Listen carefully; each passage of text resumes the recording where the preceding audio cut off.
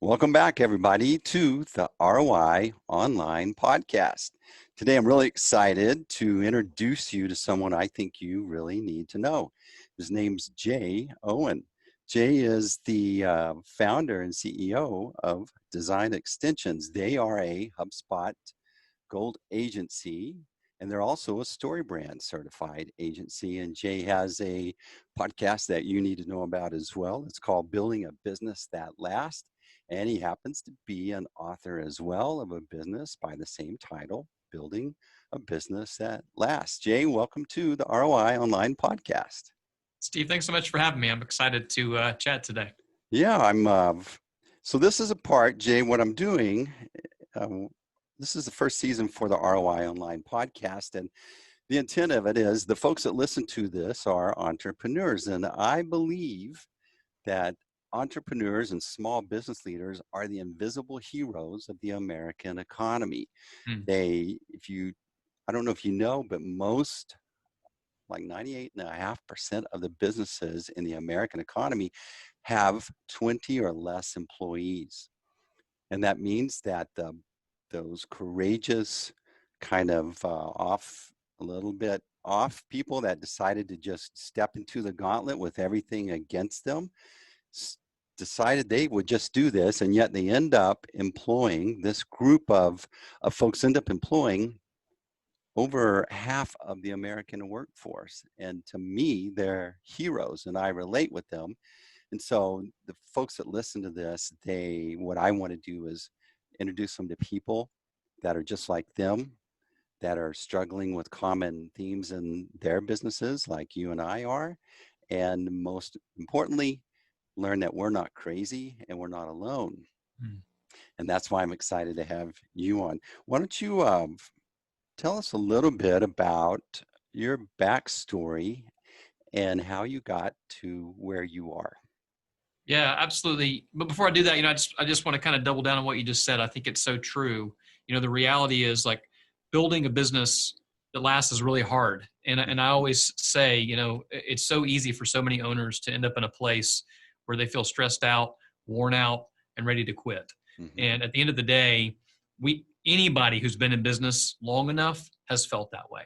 Mm-hmm. And it is can feel very isolating in that season. And I think I love what you're doing, which is connecting other entrepreneurs together.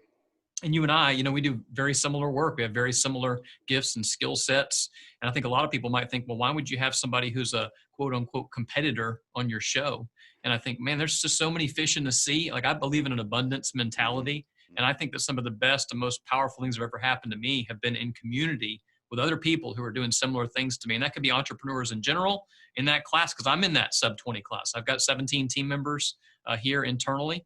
But I remember when I couldn't make enough money for myself. From a backstory standpoint, I started this a long time ago. I was 17 years old. I was a kid in high school. I was a junior, just trying to make some money for movies on the weekends, to be honest. Yeah. And, our total first year of revenue was about $5,500. That wouldn't make us through a day to now these days. But I remember back in the day, there was a season where I wasn't sure I could make it work. I had just gotten married, and, my wife was pregnant. I started working for my uncle.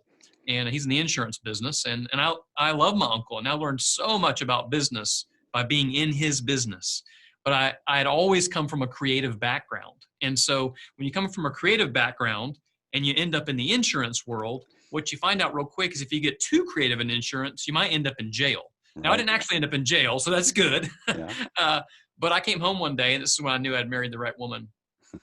And I said, babe, I could do this. And I'll probably make a lot of money at it, but I think I'm going to hate it every day. Mm-hmm. And she said, well, follow your dream. And that was the day where I decided I'm going to make this thing work. But I remember back then going, I don't know, I wonder if I'll ever have enough money or I never have enough work even to make myself have a full-time work week, much less other people have a full-time work week. And today, what was just a company that made literally a few $1,000s back then is now a multi-million-dollar business. And it's because she believed in me and said, no, you can do this. Go make it happen. And I think that's a big thing for entrepreneurs is they need someone who can come alongside them. It doesn't have to be a spouse, but they need somebody else who believes in them when they don't believe in themselves. Because despite the public image of what entrepreneurship is, where we're always this braggadocious, ready to go, conquer the world kind of people. Behind the scenes, every entrepreneur at some point doubts themselves and asks, do I really have what it takes? And I think, having that person to come alongside you, that made all the difference for me. And over the years, we've grown little by little. I'm a believer in slow, consistent growth.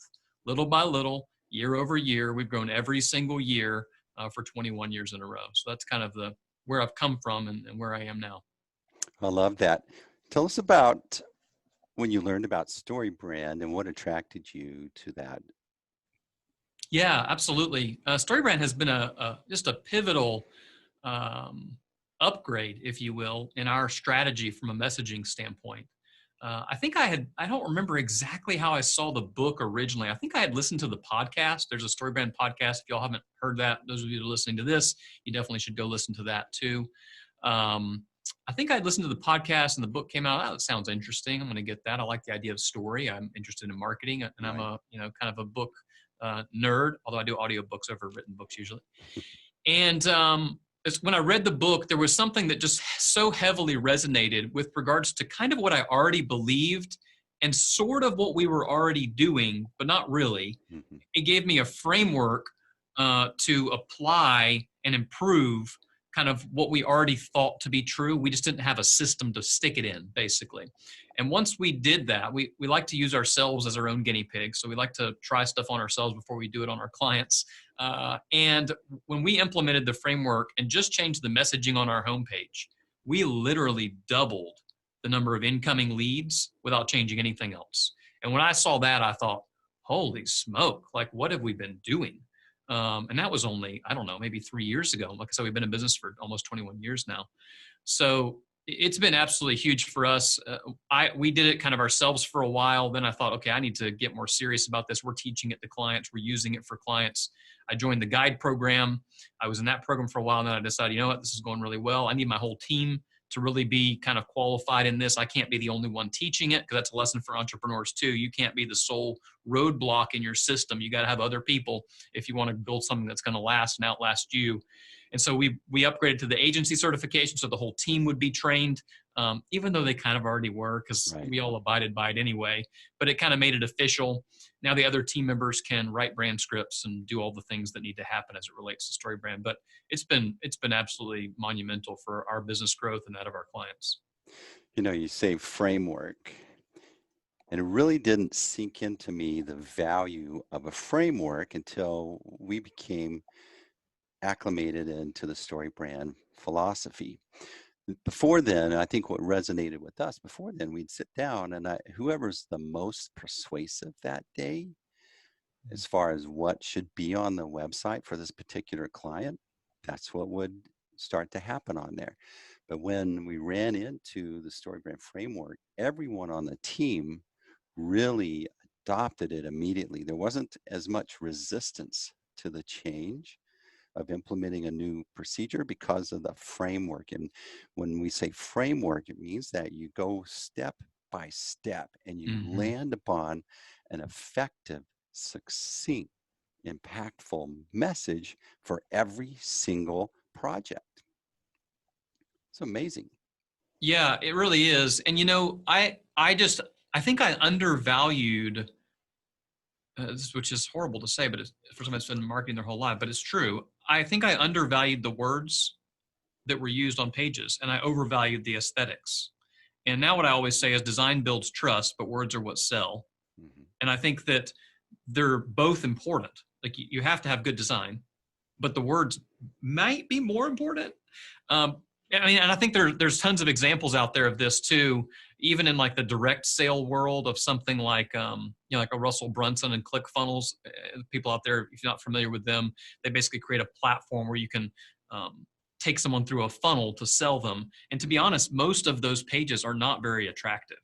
They aren't aesthetically amazing, but the words convince people to take action, and they disturb enough to make people realize that their problem is serious enough that they have to take action. I think that's what StoryBrand's done for me. Is It's just kind of put it all together. One of the things my uncle taught me a while back that I thought has been really impactful around understanding where prospects are in a sales funnel. This could not be more important than it is right now, because the season of, business growth is going to be hard over the next year or two. And you're going to have to be more intentional. You have to be, you're going to have to have a better plan than you did before. So there's three kinds of prospects. There's the prospect who doesn't know that they have a problem. They might have a problem, but they don't know that it's a problem. And then there's the prospect who knows they have a problem, but they're not sufficiently disturbed about it to take action. And the third is the prospect who knows they have a problem and they're sufficiently disturbed about it to take action. Now, that term sufficiently disturbed kind of rubs some people the wrong way, because it kind of feels like I'm trying to convince them of something that they shouldn't do. But what I always tell people is good persuasion in sales is not bad. If I'm trying to convince you to buy something or to do something that is in your best interest, I'm almost morally obligated to sell you on it and to persuade you. Now, manipulation is different. Manipulation is when, you're trying to convince somebody to do something they shouldn't do. And this is where sales gets a bad rap over time. And I think our work that you and I do, Steve, in marketing, just so tightly knits together with sales. I think in the old world of things, people have thought of like marketing as this team over here and sales as this team over there. And I think in the new world, especially this new economy that we're going to be heading into, it's never going to be more important for those two things to be interlocked. And having a consistent message on the bottom, StoryBrand, which is what you're talking about, is kind of the foundation of the building upon which everything else is built. Totally. In my book, I talk about the disconnect of sales. And the thing about StoryBrand is one of the epiphanies for me was that the messaging, there's a couple of things you said there. The words support the design. Well, the design is a way that we feel. It's a way that we read, and we use our eyes, but we get a feeling from this. And we have this part of the brain called the brainstem, and I call it's the bodyguard. But this bodyguard doesn't speak. It just stands there and protects you and keeps you safe. And if it sees danger, it takes you out of that situation. But that bodyguard part of your brain does not process language, does not read. It goes by feeling, but no decision that you make happens until the bodyguard signs off on it. Then the logical part of your brain takes over and justifies that. And so the design is resonating with that bodyguard, and the text is the way, the logical confirmation process. So it's a 1-2 complementary process, but it's about feeling safe. And when you wrap that into the sales part of things, think of the times that you were attracted to, you sat and evaluated a potential solution or product or service for what you were needing, and you liked it, and you came closer, you started talking to them, you come in, you maybe even went there to get the final pieces handled, where you signed the paperwork or whatever, but something happened in that sales process that offended you, that didn't feel the same as before, and you walked out of there and you were really upset, and you walked out of there, you'd invested all this time, but you left. And it was because of that sales process that you're alluding to that wasn't congruent with the rest of the marketing message. Yeah, I think, one of the things I was just thinking about as you were talking about that is that if the feelings are wrong, or even if fear kind of inflicts with those feelings, if the feelings are wrong, the facts don't matter. And I think that happens a lot in the sales process, and especially when there's lack of consistency between what the marketing messages is out here, what the internal sales messages in here. I actually had a guy on my podcast not that long ago. I think it was the most recent episode that just got launched, actually, and he was talking about internal marketing. And I never really thought about that term, but especially with a larger company, it's one thing when you got 5 or 10 people, but when you start to get to 30, 40, 50, 100, 200 people, the message internally is almost as important as the message externally, because like you said, as soon as a customer encounters something that's not congruent with what they expected in their experience, the likelihood of them then closing and buying something becomes exponentially more difficult. Totally. One of our best clients, an anchor client for 6 years. We lost them because of the oil price crash, right? Hmm. But when they came on, you would assume that, and what we do, that the first thing we were going to address was their marketing message externally. But for a couple of years, we worked on their internal messaging, communication to their stakeholders, communication to their employees, and marketing to attract employees. That was those marketing initiatives were more important than the external marketing. Yeah, one thing that you said there I think is really interesting, and I don't think people think about this enough as it relates to their marketing as a whole. And you said to attract employees specifically in that scenario, but it could be in all kinds of different types of communication. I think that's one of the greatest things I always say that people undervalue their social media for. People want to treat social media like it's some kind of a sales tool, and it's not. It's a relationship tool, and it's a storytelling tool.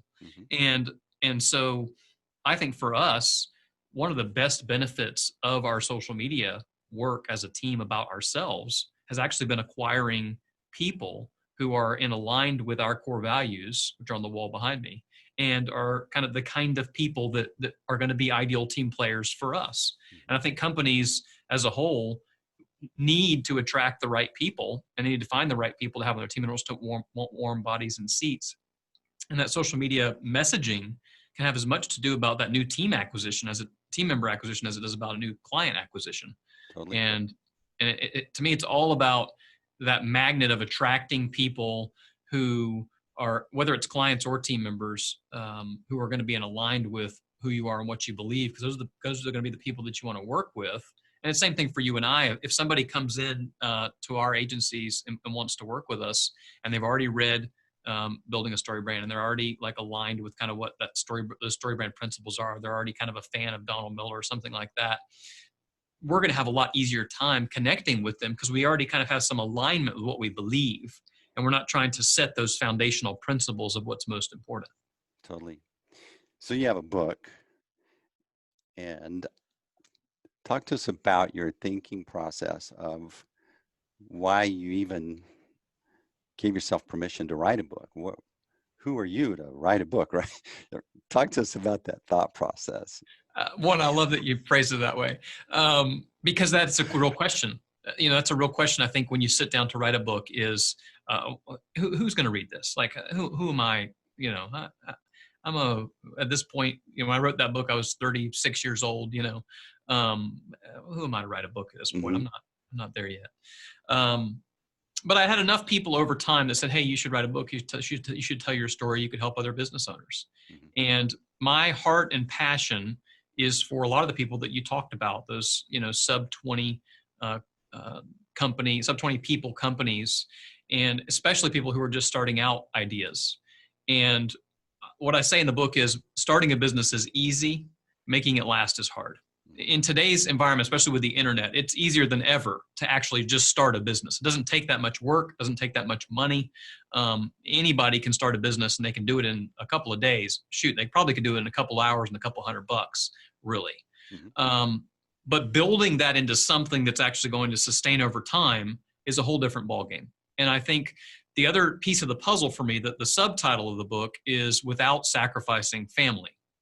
And so for me, it's not just about building the business. It's not just about creating more profit. It's not just about, growing year over year. It's about doing that while also sustaining a life that I actually want and desire. I've been married to the same woman for 17 years, and my greatest desire is that we grow old together and that we have grandchildren together. And I've got 5 children who range from 7 years old to 15 years old. And my relationship with them is more important than any of the relationships that I have with the 17 team members on my team. And so I've not got all this stuff figured out, but I've learned some things along the way that I thought, I need to share some of these things. And what gave me the permission was really the belief that if I just help one person, it's worth it. And I believed that I had enough information to certainly help at least one person. And I think the other thing about writing a book that's interesting, which because you just published one recently, is there's something cathartic about just getting those ideas out on paper. There's something about having to struggle through that process, because again, starting a book is not hard, but finishing it and getting it wrapped up and getting it actually out and delivered, that's hard work. And there's something about like kind of checking off that milestone and that I kind of wanted to do. And now I've kind of got some ideas swirling around in my head about another book. But that particular book, what's most interesting about it is it doesn't even always necessarily relate to our ideal customer, because sometimes our ideal customer is actually a little bit bigger than the audience that I'm really targeting in the book to some extent. Although the information is relevant for everybody, people can relate to it. But I just have a real heart for entrepreneurs, people starting out, people trying to get past those first 5 years, which statistically are the hardest. If you can get past the first 5 years, certainly if you can get past the first 10 years, you basically can last as long as you want, as long as you don't make any major jump off the cliff moments, you know? Yeah. And those are still in play. Especially in this economy right now. Right. So you talked about that's the person that doesn't know, the person that knows and doesn't really, not really worried about it. And then you talk about the disturbed person, Mm-hmm. not mentally disturbed, but disturbed Right. with the challenge that they have. You know, I look at it, there's this life cycle that a business goes through. There's a book called Predictable Success by Les McCown. And in that book, I learned about, and it would make sense that there's a life cycle that a business goes through. Or, you know, you start, you kind of get some traction. And I'm not saying the stage is right for his book, but if you can read it and call me back and correct me. But there's this point where you kind of get into a fun stage. And then it goes into a scaling stage, and it gets scary because things start to rattle and the wheels start to shake and people start to fall off because you're moving so fast. But there's this point, and I realized that in a business leader or entrepreneur, they get to this point where they kind of look up. They've been fighting. They've got customers. They have employees. They have a good product or service, and they finally got that down a little bit. And then one day it hits them, I need to get my act together with my business development situation.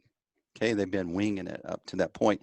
And that means they're getting ready to approach scaling. And so they start searching, they start reading, listening to podcasts, they start, you know, what do they call them, masterminds, or that's the stage that they're starting to really pull in information so they can make better decisions. And I realized that the folks that read Building a Story Brand or a book like yours or mine, they're in that stage where they're really wanting to, they're going to make it, they're going to achieve or overcome, they want to avoid stepping in a ditch. And that's that disturbed stage that you're talking about. And that's the time that it's incumbent upon you to help give them information that so they can make a better decision. Otherwise, they're vulnerable, they're exposed. And that's why you want to produce a podcast. That's why you want to write a book. That's why you want to make a blog post, to serve that person in that moment with information maybe they didn't know you're going to help them avoid. And it endears them to you. They appreciate it. Has that been the folks that have read your book and they come to you, what has been your experience? I mean, I think that's dead on. I think one of the biggest mistakes people make in the early stages, especially something like a book or a podcast, is I think people are overly concerned sometimes with how they're going to monetize it. And I mean, I've sold plenty of copies of the book, but not enough to like make an impact on how much time I spent on it. Like I'm not going to get rich off the book. It's not the intent. My heart at the very beginning of that whole process, and it was with the podcast too, was how can I help other people with this? Can I help other people kind of avoid pitfalls that I landed in, or maybe get ahead a little bit quicker so they can kind of see something sooner than I saw it. And I just honestly believe that if you help enough people along the way, like it's going to come back to you. I'm not like a new age karma-ish kind of guy, but that's kind of the same principle, right? It's like, I just think if you reach out enough and go, hey, I've had somebody that helps me and I need to help somebody else. And I talk about this a lot. I don't even know if I even put this in the book. I kind of did, but I've kind of fleshed out this framework a lot more. I believe people need 4 people in their lives that make a huge impact. And this is something I'm going to be talking a lot about in the kind of months and years to come. They need somebody to look up to. So somebody that's ahead of them. Like I have plenty of people that are ahead of me that I'm looking at going, hey, how you doing this and how you doing that? So they need somebody to look up to. They need somebody beside them. That's kind of like what you and I were talking about earlier. We need people in our community. We need other business owners, other leaders who are kind of struggling with the same things, who can, to some extent, commiserate with us from time to time, but also encourage us. We need people that are peers, people alongside of us.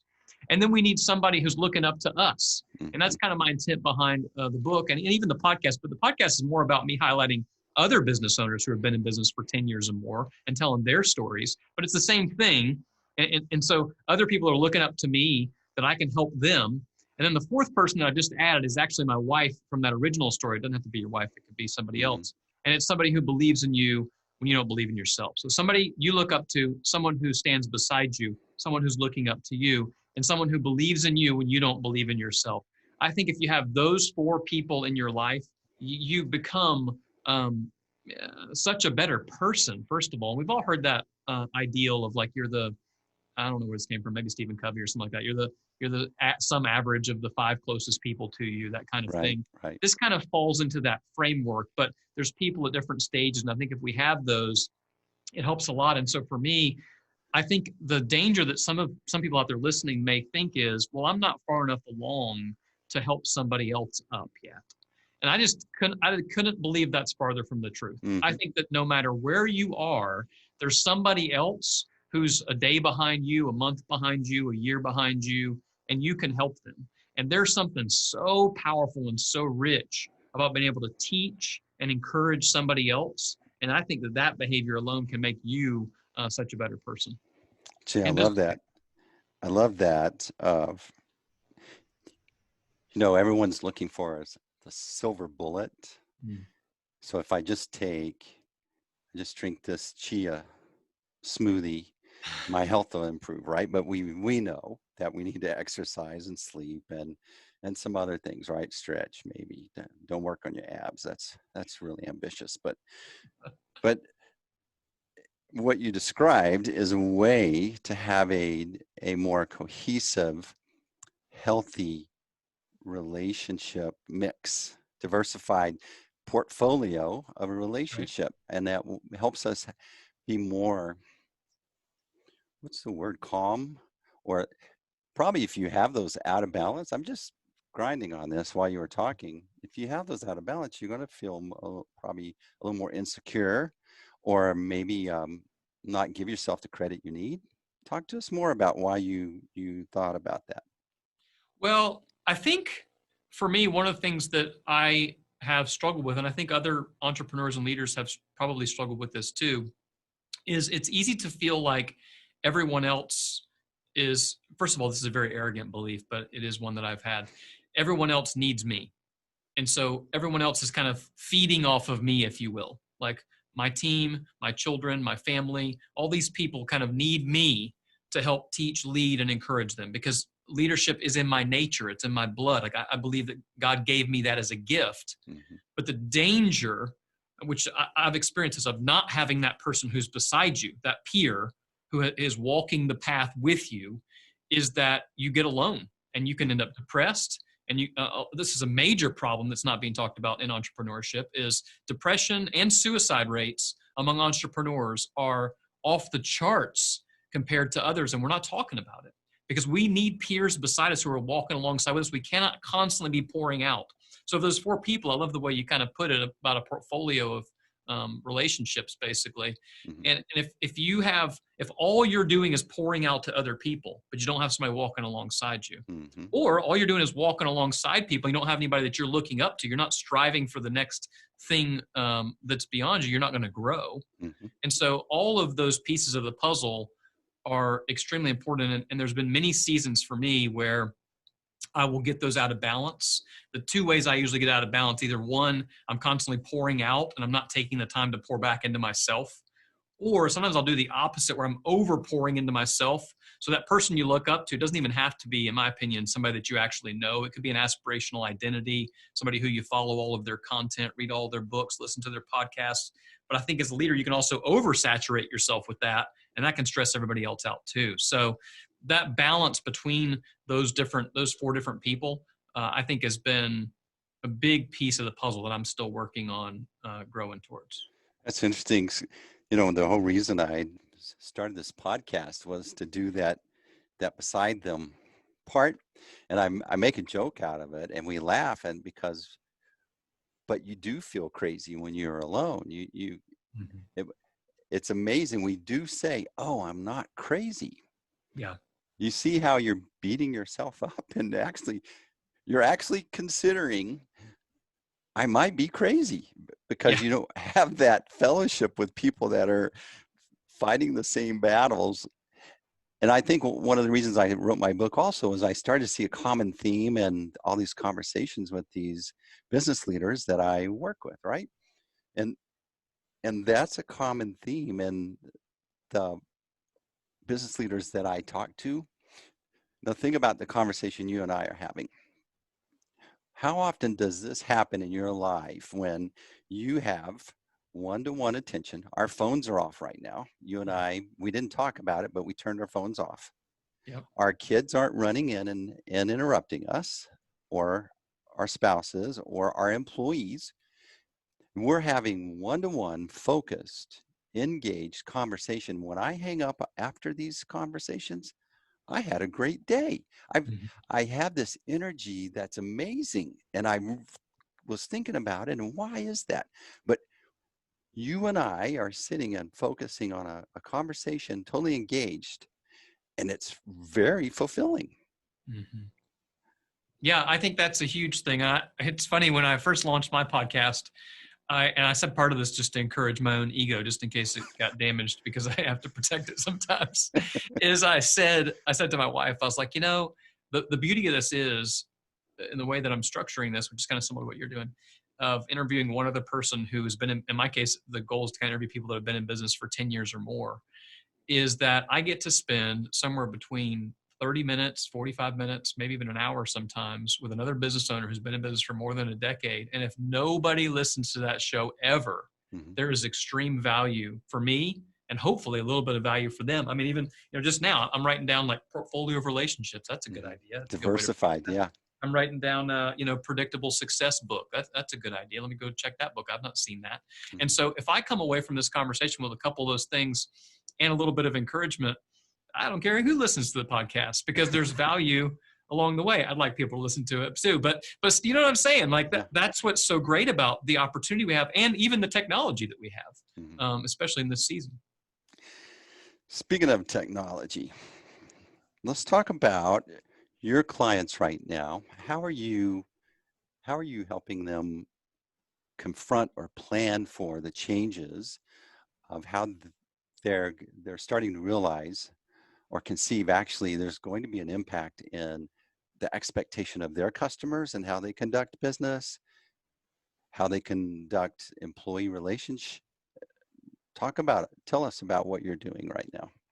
Yeah, I think that what this is doing there are some positives of all the chaos that we're going through, which is hard to say because a lot of people really are struggling. So I hate to say it that way, but there's always, you can always find the light in the dark, and it just might be faint. And I think in this case, it's pushing businesses and organizations to use technology in a way that they probably should have been using it 5 years ago, but now they have to. And this isn't a client of ours, but just as an example, like look at churches. I mean, there are lots of churches that were like, we're not doing online services. We're not, having members log into a portal. We're not doing this, we're not doing that. And now it's like, okay, well, you better do that or else you got no other way to connect with people. And so they're being forced to use technology in a way that they can actually connect to people. I think for our clients especially, and a lot of our clients, they're already using certain technology, but as we have new people that are opportunities, even things like having a simple live chat tool on your website, or a bot chat that can kind of automate some of those things. I think creating opportunities like that from a technology standpoint, that stuff used to be really hard, 3, 4, 5 years ago. Now you can go sign up for a free HubSpot account and you can get little widget that have somebody stick the code on your website, and you got a little live chat bot. There's other tools out there like that too. And ultimately connecting all those things. And here's how I think of work that needs to be done, because it's easy for entrepreneurs as well to be really overwhelmed. And I think I took this from somebody. It was probably either Michael Hyatt or the guy that wrote Clockwork. I can't remember his name. Mike. I can't pronounce his last name. Anyway, here's how I think of like things that need to be done and it relates to technology. Number one, the question is, do I have to do it? Like, does it have to be done? Does this thing really need to be done, or can it be trashed? If it can be trashed, let's get rid of it. Number two, can it be automated? And that's where the technology comes in. A tool like HubSpot, which you and I use and love, and sometimes we hate it, but it's mostly love, allows us to connect all these different pieces together. And when you can see all of this stuff automated that you didn't have automated before, you're saving tons of time, and you're increasing opportunities to communicate well, which in this season, there's nothing more important than communicating well. So does it have to be done? Number two, can I automate it? And that automation using that technology is huge. Number three, as an entrepreneur, I always ask the question, can I delegate it? Not just the task, but can I delegate the outcome? And number four is, if I have to do it, which is what's left, do I have to do it now? And if not, I'll schedule it to do it in the future. But that second one, the automation piece, we've been thinking a lot about that. How do we connect tools? People out there, if you have a lot of different software tools, there's a great tool that I love called Zapier. I don't know if that's how you pronounce it. It's ZAPIER.com. Right. Great tool to connect from one thing to the next. So just as an example, when we get a proposal or a quote that's signed in HubSpot, it automatically goes over to Teamwork, which is our project management system, creates a new task to make sure that client gets billed. It automatically sets up the project that we need and the next task list to onboard that client. So those types of automations right now are going to be huge for businesses. And frankly, there's a little more time right now in some businesses to get some of that stuff set up. Like, we're in a season now where some of the things that we might have normally been doing, we can't do, or we're actually a little more efficient because we don't have to drive 30 minutes to that meeting and drive 30 minutes back. We just saved an hour in our day because we're doing it over Zoom. And so what are we doing with that extra time? What if we take that extra time and implement some new technology, implement some new automation? And it's not even just about marketing. It's really about business process as a whole. Totally. Because if we can get some of that done and get some of that technology implemented, I think people are going to have to do that if they want to survive in the new economy to come. I totally agree. I'm doing a class today when this shelter in place happened. I reached out to the SBDC here and I offered to teach some classes on how to use Zoom, how to do video email. And today we're going to do one over Slack. And so I'm doing a little studying on it, and I'm realizing that there's some common themes in these tools. We used to organize things in folders. So let's talk, our inbox is this folder where all this email comes in. And so I was looking at Slack. Slack's wanting to replace your email between your team, okay, where everything's live. And so you have channels instead of inboxes, but it's kind of like Google Drive. Used to be when I used Outlook, I'd have to organize these emails into my own folders. But the flip is you don't need to, you can search it, or you can set up a channel for conversations on certain topics in there and then go search them. It's really cool how this is helping us communicate better, but it wraps into, and in my book, I talk about you need 4 things. You need clear messaging, marketing automation, sales automation, and strategic campaigns. And so you take your messaging and you're going to put it into the technology of the day. And the reason you do your messaging clear is to help someone feel understood and safe. But that technology that you're talking about has the same responsibility. It helps me feel understood by reducing friction, reducing annoyance, to making things expedited or easier, the workflows you're mentioning, but also helps me feel safe because I can evaluate, communicate from a distance until I'm ready to identify who I am and schedule a call or ask for a call. That's what I'm really seeing, is that if you were one of those change models, they call it there's like the innovators, the early adopters, the late adopters, and then laggards. Mm-hmm.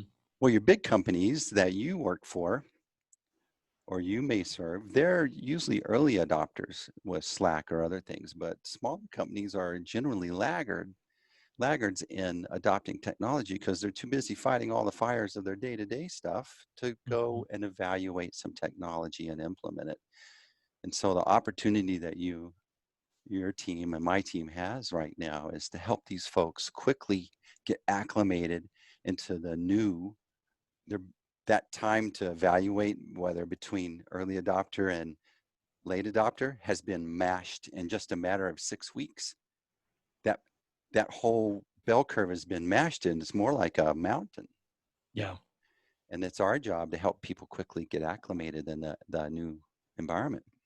But here's something that you just mentioned that I think is really, I want to make sure people notice in what you were talking about that's really important. And you talked about setting up those education classes to go help people learn how to use Zoom and learn how to use Slack and use technology ultimately to help improve and grow their business. That's not one of your service offerings. It's not, it's not what you do. You're not making any money off of that. No. And yet education content right now, serving others in a way, in areas where you have knowledge or value. So like, you and I are probably the kind of people that tend to be a little bit more like, I'm going to set up a free trial of every software product that comes out and play around with it and see what I like and see what I don't like. And I need a whole separate email address just for all my free software trials. But what you're doing there is you're taking something that you have knowledge, skill set, and ability in, or you're willing to go research. And you're going, hey, I think I can teach some other people this and help them. And so as a result, what you're doing is establishing yourself as a subject matter expert on technology, but it also could relate to business growth, things like that. And so when those people end up in a place, maybe you're teaching a class online, especially of 100 people. I mean, that's a pretty big audience if you were standing in front of them in person. Shoot, even 20 people online, if you're standing in front of them in person, is a pretty good sized group. Yeah. So what if one of those people ends up needing your product or service? This is a lesson for everybody, a masterclass in using education in this time period, number one, and most importantly, to help people through a difficult season. But number two, if you help enough people through a difficult season and you become the subject matter expert on that, all of a sudden there's great value. I'm doing something kind of similar. I found myself spending a ton of time on this whole payroll protection program and the SBA and loans and all this. And I'm not a banker and I'm not an accountant, and those are not my areas of expertise. But because I felt like I wanted to figure this out to try and help protect my own team, I had studied so much. And I'd had so many individual phone calls, one-on-one with other businesses going, hey, here's what I'm doing, here's how it's working, all this. My wife goes, why don't you just set up a webinar and help a bunch of people with that? And I'm like, oh, yeah, who's the marketer here? Apparently you are. Right. And so that's what I did. I set up a webinar and I had 150 people on that thing. I mean, I had to upgrade my Zoom account just to have enough people to talk about this payroll protection program. I'm not a lawyer, an accountant, or a banker. I'm just a small business person who's figured some of these things out. And I'm going to share that with other people. And I've had, at least a solid handful or more who have reached back out to me and said, hey, because of the information that you gave me, we were able to get the loan that we needed to help protect our business. And That's it's awesome. like, man, like that. And I didn't make any money off any of that. But that feels so good, number one, to be able to help somebody else. And who knows, along the way, either them or somebody else they know might need the services that we provide as an agency. And who are they going to call? They're going to call us. And the same thing for you. If you're stepping in now in this season to help. But that's also why, I don't get too far off tangent, but this is also why we have to build businesses in a way that they have enough stability through, this is the craziest season I've ever seen ever, my whole life. But we have to create enough stability from understanding cash flow and understanding the foundation of how to run and protect our business so that we end up in these seasons and you're able to go take an hour out and go teach a class on Slack that you probably spent several hours just studying and preparing to teach, maybe a whole day, And so like, these are the times where we realize like, okay, you know what? I probably should have a little bit more cash in reserve. You know what? Maybe I should have a little bit more diversified client base. Maybe, and we got to learn now. And some people are learning the really hard way. And I'm learning some hard lessons right now. And I think over time, getting in community like that is really powerful. But that education piece that you're talking about, that's a huge opportunity right now for people out there in any industry. Go help somebody else, a group of people ideally, learn how to do something that you know how to do. And that's the best thing I think people can do marketing wise right now in this season. It's been a really good conversation. So what's one question, Jay, that I haven't asked that you wished I would have asked? That's a great question. I might start using that one. Oh man. I don't know. I feel like we've covered all kind of stuff. Mm-hmm. I think the only question that I'll give it to you, actually, the only question that I always ask, because I love this question, is, and I'll actually ask you because I'm curious, what does work-life balance mean to you? Number one, because it means something different to everybody. And how has that changed for you over different seasons of business and life? I'll answer it too if you want, but I'm asking you. Work-life balance. I think for me, I think that work-life balance for me is that when I can go and turn off and just go hang out with someone and not think about work. Or if I can go and just go home, take the laptop. I'm planning on maybe doing some work in the evening, but you know what? Start cooking and I'm enjoying myself cooking, and then we get in the car and go drive or take the dog for a walk or whatever. And then I get up the next morning, I don't feel guilty that I didn't do 3 of the 49 tasks that I need to get done that evening. And not be critical of myself or beat myself up about it or think I'm lazy. I think that's for me is work-life balance. I love that. I think what I always say is it's different for everybody, Mm-hmm. and that's okay. Mm-hmm. And I always say ignore the system, but have a system. So you got to find what works for you in your season of life. And I think it changes. Mm-hmm. When I was a 19-year-old kid trying to run a startup business, not making much money at all, I didn't have a lot of other obligations, and I enjoyed the work. Totally. So like for me to have my laptop on for 16 hours a day plus sometimes, that was fine in that season. That was not overbearing for me at that time. But now I've got 5 kids, and that's not okay anymore. Not if I, but there are some days still, or even some weeks where I'll go to my wife and go, hey, I got this stuff going on. I'm gonna have to deal with it. I mean, there's been some of that lately, and I just need some extra time. And she's like, all right. I think that's that communication for me, especially when it comes to a spouse or children, like communication of understanding what's going on.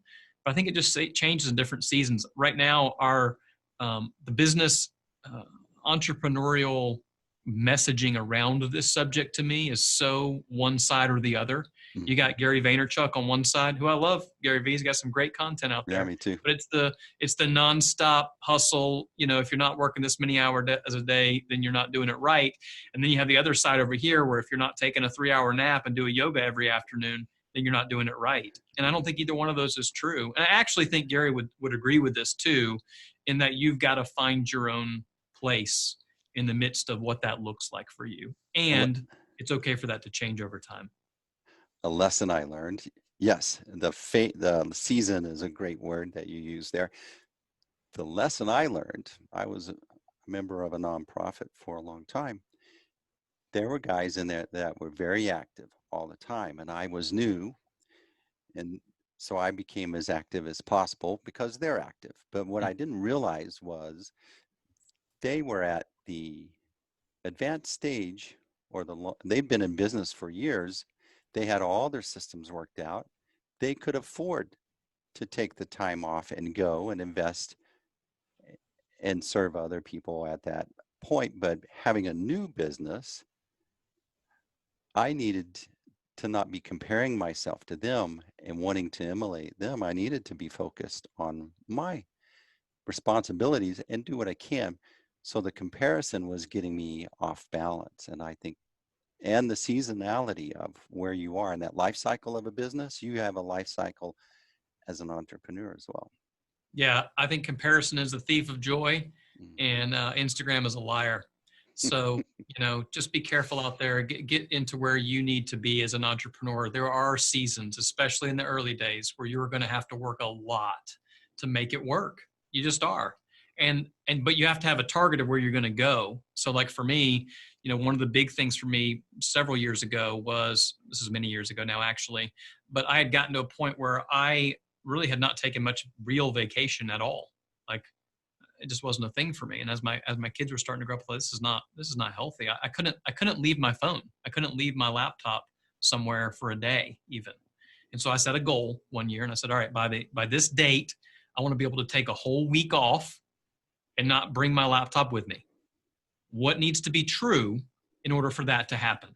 And so I think that question is a really powerful one. When you visualize that future story, and for me back then it was 1 week.